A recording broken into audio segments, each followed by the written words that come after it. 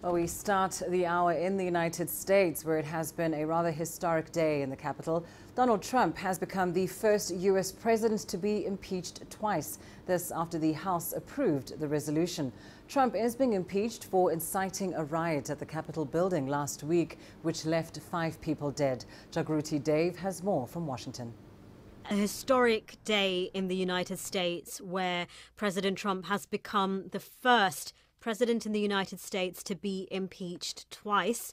It was a bipartisan impeachment compared to his first impeachment. The vote went through by 232 votes to 197, with 10 Republicans crossing party lines to join the Democrats in the vote to impeach. This is probably the strongest rejection of Donald Trump by members of his own party. Those that didn't vote, back the vote, said that an impeachment would add to the divisions that already exist in the United States. All of this comes just a week after President Trump told his supporters to fight like hell against the election results before they proceeded to storm the US Capitol.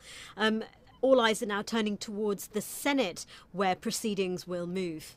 The Senate is in recess at the moment, and Senate Majority Leader Mitch McConnell has said that he has no intention to recall the Senate early for an emergency session. The FBI has said that there is the likelihood of further unrest, interestingly, not just in the capital, Washington, D.C., but in every state in the country. So here in Washington, D.C., it's a city on high alert. Ever since those riots, you've seen the 7-foot high fences surrounding the Capitol being erected. We've got concrete barriers. We've got National Guard troops, now up to 20,000 of them being deployed ahead of the inauguration. Genuine security concerns about that event itself. Well, let's bring you some analysis now on these developments in the United States. We're joined by Dr. David Monyae, an international relations and foreign policy expert and the co-director of the Confucius Institute at the University of Johannesburg. Dr. Monyae, thank you so much for your time. To begin with, what is your take on this historic second impeachment for President Donald Trump? It represents a crisis within United States politics. It's a country that is battling to hold the center. And it also shows that United States desire to manage and control and spread democracy globally is under threat. And at the heart of it is divisive politics, where you have the country divided into half, the Republicans controlling, as it stands, 74 million votes that President Donald Trump has gained, while Joe Biden, incoming president, also having a crisis in terms of legitimacy, given the fact that while he has won the elections, his administration is going to be challenged endlessly. However, the impeachment itself brings Donald Trump becoming the only president in the history of the United States to be in this kind of situation. He poses a great danger, not just to the United States, but to the world.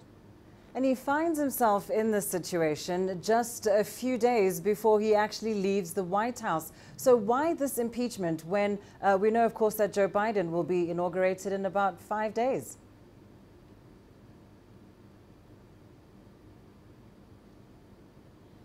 I think what the entire U.S.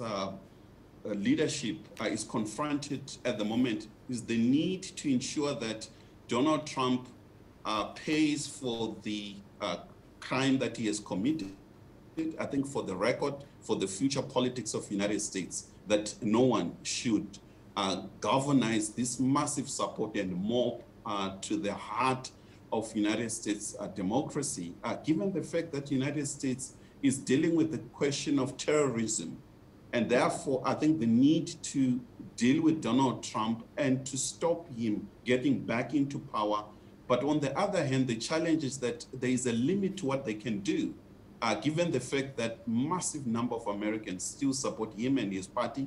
There is a need for Joe Biden to heal the wounds, to unite and bring reconciliation in the United States. So they're in a double catch-22 situation where they have to be seen symbolically doing something. However, this is not going to result in anything, given the fact that Donald Trump still supports massive support on the ground.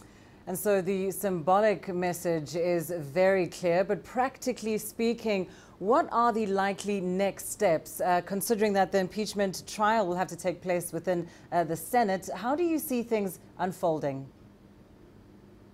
I think to fulfill the desire to fully impeach him, if it goes to the Senate, they need a 2/3 majority. As it stands, given what happened yesterday, the Democrats only gained 10 members from the Republicans, and that is not sufficient. I think when it comes to Senate, Donald Trump has much more support in Senate than in his own party team in Congress.